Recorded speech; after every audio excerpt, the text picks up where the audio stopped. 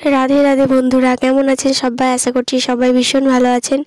আমার শরীরটা একটু খারাপ, কথা শুনে হয়তো বুঝতে পারছেন। ঠান্ডা প্রচণ্ড লেগে গিয়েছে, যার জন্য ভিডিও আপলোড করতে একটু অসুবিধা হচ্ছে। পুরনো ভিডিওগুলোই আপলোড করতে হচ্ছে আমাকে। আজকে গোপাল সেবার ভিডিওটা আপলোড করছি আমি গোপাল সেবা কতবার করে থাকি দিনে, সেটা আপনাদের সঙ্গে শেয়ার করব। আর কিভাবে করে থাকি সেটা তো প্রত্যেক দিন শেয়ার করা হয়, আজকেও শেয়ার করছি। একই রকমভাবে প্রত্যেক দিন গোপাল সেবা করে থাকি।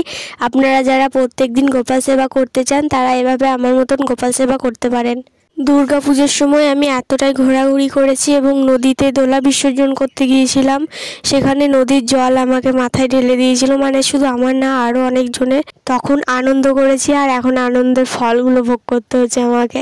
সপ্তমীর দিনে ব্লগ ভিডিওটা আপলোড করেছি, নবমী এবং দশমীর দিনে ব্লগ ভিডিওটাও আপলোড করেছি, আপনারা একটু দেখে নিতে পারেন। নদী গিয়েছিলাম দশমীর দিনে, সেই ভিডিওটা আপলোড করা হয়েছে। বাড়িতে গোপাল সেবা করতে গেলে প্রথমে একটা তুলসী গাছ অবশ্যই বাড়িতে রোপণ করতে হবে, আর সেই তুলসী পাতা দিয়েই গোপাল সোনার সেবা করতে হবে। এখন আমি গোপাল সোনাকে স্নান করে দিচ্ছি।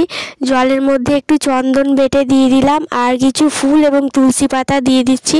গোপাল সোনাকে এখন মধু দিয়ে স্নান করাবো, আপনারা মধু দিয়ে স্নান করাবেন গোপাল সোনাকে। বাড়িতে একটা গোমাতা রাখা অবশ্যই জরুরি, কারণ আমি যখন গোপাল সেবা করতে পারবো না বা আপনারা যখন গোপাল সেবা করতে পারবেন না, তখন ওই গোমাতাকে বলবেন যে আমি তো গোপাল সেবা করতে পারছি না, তুমি একটু গোপালের সেবাটা করে দিও। আমি গোপাল সেবা করতে করতে কিন্তু আমার গোপাল সোনার প্রাণ প্রতিষ্ঠাটা আর করিনি, কারণ আমার বাড়িতে গোপাল সোনা রয়েছে প্রায় 30-40 বছর আগে থেকে হয়তো রয়েছে, কারণ আমার খুব একটা জানা নেই, যতদূর সম্ভব ওরকমই হবে। কারণ আমার ঠাকুমা এই গোপাল সোনাটাকে বৃন্দাবন থেকে নিয়ে এসেছিলেন, তিনি সেবা করতেন। তাই আমি আর গোপাল সোনার প্রাণ প্রতিষ্ঠাটা করিনি।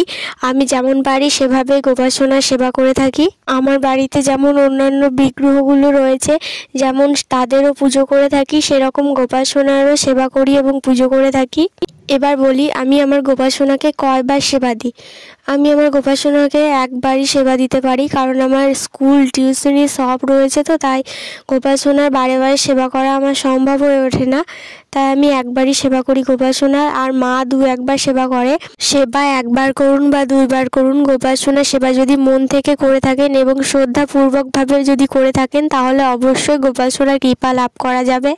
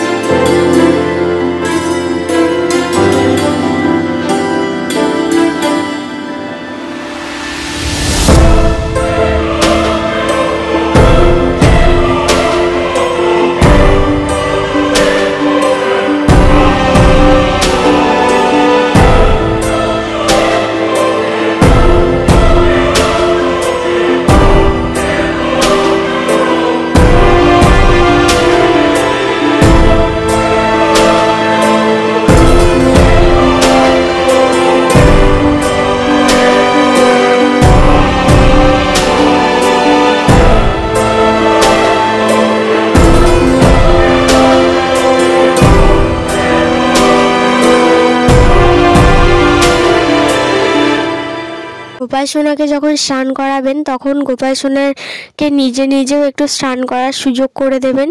আমরা যদি তার মনের মতো স্নান না করাতেও পারি, তবুও গোপাল সোনা তার নিজের মনের মতন করে তো স্নান করতে পারবে। গোপাল সোনাকে ভোগের জন্য আমি কি নিবেদন করি সেগুলো শেয়ার করি আপনাদের সঙ্গে একটু। আমি গোপাল সোনার ভোগের নিবেদন করি সুজি এবং কোনো সময় হয়তো লুচি করি, আবার কখনো হয়তো দেরি হয়ে যায় তখন আমি নকুলদানা দিই এবং নাড়ু দিই।